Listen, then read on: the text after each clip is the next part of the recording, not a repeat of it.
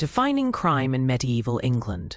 The medieval period encompassing the Anglo-Saxon era, Norman England, and later medieval times saw certain actions consistently regarded as crimes, such as theft and murder.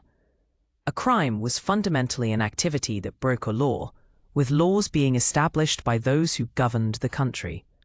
During the Anglo-Saxon period, laws were primarily made by individuals with power and wealth, and crimes that threatened their authority were met with harsh punishments. Crimes were broadly categorized into three main types: crimes against the person, crimes against property, and crimes against authority. Crimes against the person included serious offenses like murder, assault, and rape, while property crimes ranged from petty theft to arson and counterfeiting coins. Crimes against authority, such as treason and rebellion, were considered the most severe, directly challenging the ruling power. The monarch played a crucial role in defining what constituted a crime, with their authority growing significantly over time. Anglo-Saxon monarchs began issuing written law codes by 1000 CE, unifying laws across the country, a practice further solidified after the Norman Conquest. For instance, William I introduced new laws like the Forest Laws, demonstrating how a powerful ruler could reshape legal definitions. Poaching, the act of hunting wild animals on another's land without permission, became a significant social crime during this period. It was considered theft, but was often viewed as acceptable by many peasants who relied on common land for food.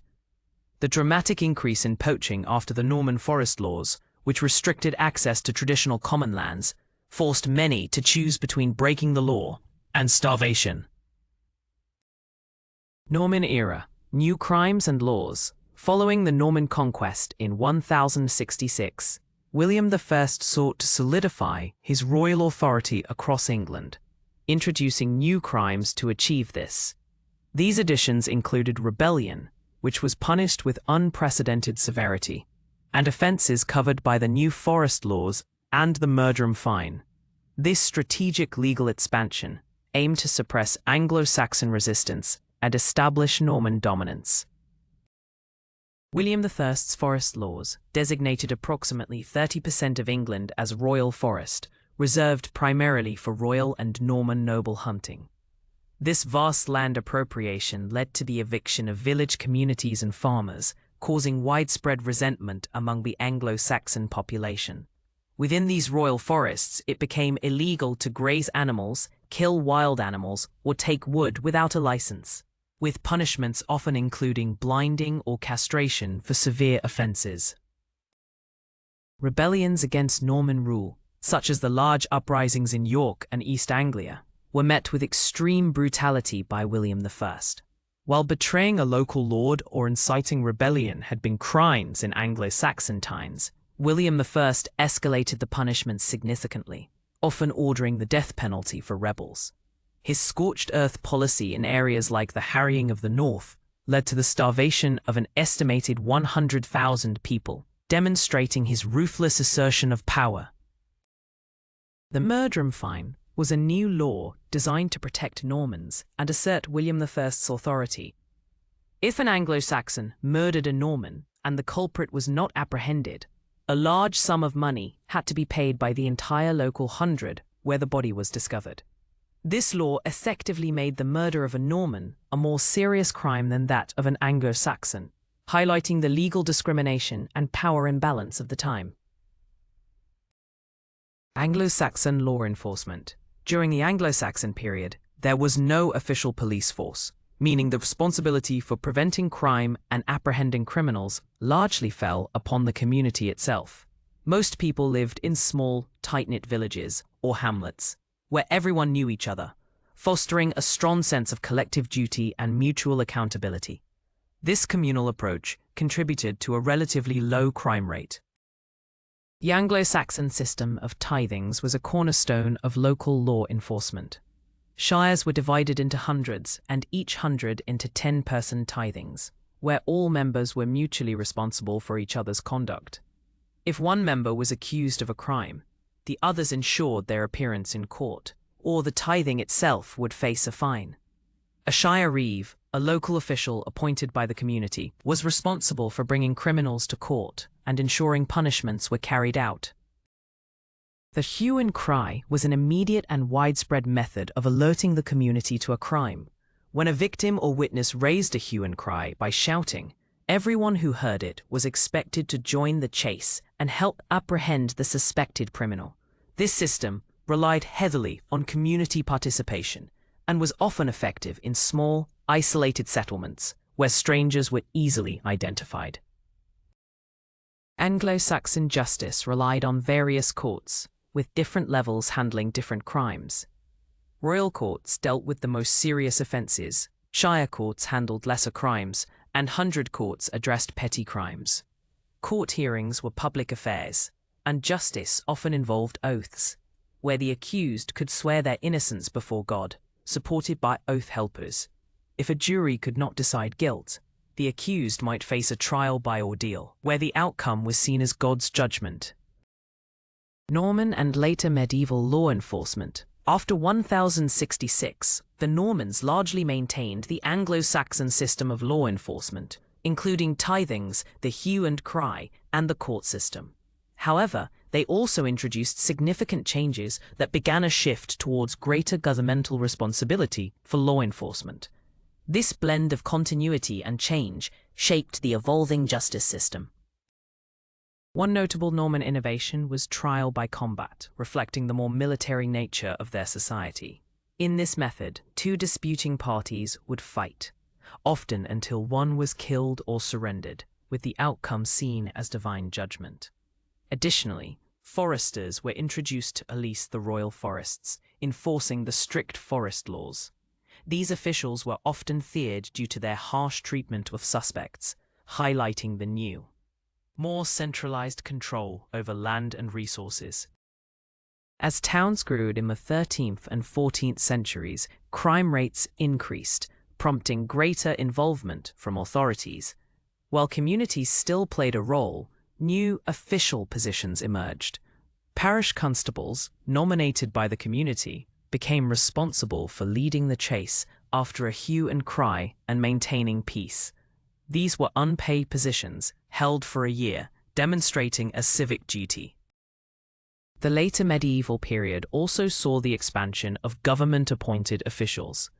Knights were appointed as keepers of the peace from 1195, a system extended by Edward III in 1327 to all areas. By 1361, these evolved into justices of the peace, JPs, who gained the power to hear minor crimes in local courts 4 times a year. The role of the sheriff also expanded, becoming responsible for tracking down criminals when the hue and cry failed, and allowed to form a posse of locals to assist. Trial by ordeal and combat were officially abolished in 1215 by the Pope, marking a shift towards more rational legal processes. Medieval punishments and aims. The primary aims of medieval punishment were retribution, deterrence, and ensuring public safety. Retribution aimed to make the criminal suffer for their offense, while deterrence sought to prevent others and the criminal from repeating crimes. Public safety involved removing dangerous individuals from society, often through imprisonment or execution, though prisons were not primarily for punishment, but for holding suspects. Punishments varied significantly across the Anglo-Saxon, Norman, and later medieval periods. In Anglo-Saxon times, fines and compensation, particularly the wergild, were common. The wergild was a system where a victim or their family received payment from the offender, with the amount depending on the victim's social status. For instance, a noble's life was valued far higher than a serf's. Corporal punishments were also common, but capital punishment was rare. The Norman Conquest brought a dramatic increase in capital and corporal punishments, with more offences becoming capital crimes. Breaking forest laws, for example, was punished with extreme severity, including castration, blinding, and hanging. The wergild system was abolished, and fines were instead paid directly to the monarch, centralizing control and revenue. In the later medieval period, the use of capital punishment gradually decreased, though crimes against authority remained harshly punished. Corporal punishments, such as flogging or maiming, were still widespread. Juries often became reluctant to convict their neighbors for minor offenses, leading to a rise in fines as a more common punishment. The church also influenced punishment, advocating for the reform of criminals rather than just retribution. The church's influence on justice. Throughout the medieval period, the church wielded immense power and significantly influenced the justice system, defining what constituted a crime, how trials were conducted, and the types of punishments administered. Its influence was particularly evident in the early 13th century, shaping both continuity and change in legal practices. The church's moral authority often intertwined with secular law. The benefit of clergy allowed church courts to try members of the clergy for all crimes, and also individuals accused of moral crimes, like sex outside marriage. Those claiming benefit of clergy, typically by reading a passage from the Bible, often Psalm 51:1, known as the neck verse, received more lenient punishments than those in secular courts, as the church prioritized reform over harsh retribution. This system highlighted the unequal nature of medieval justice, as it was not available to women. Sanctuary offered protection from the law within certain important churches. An accused person could claim sanctuary by entering one of these designated churches, where they could not be arrested. The priest would report the crime, but the accused had a choice: either surrender to a secular court, or swear an oath to leave the country within 40 days. If they failed to leave, they would be outlawed, losing all legal protection. Trial by ordeal, though originating in Anglo-Saxon times, continued into the early 13th century as a method for determining guilt or innocence when other evidence was inconclusive. The outcome was believed to be God's judgment. Methods included hot water or iron, innocence if burns healed well, and cold water, innocence if the person sank. For priests, consecrated bread was used. However, in 1215, the Pope ordered priests to cease administering these trials, leading to their rapid decline and a shift towards jury-based trials.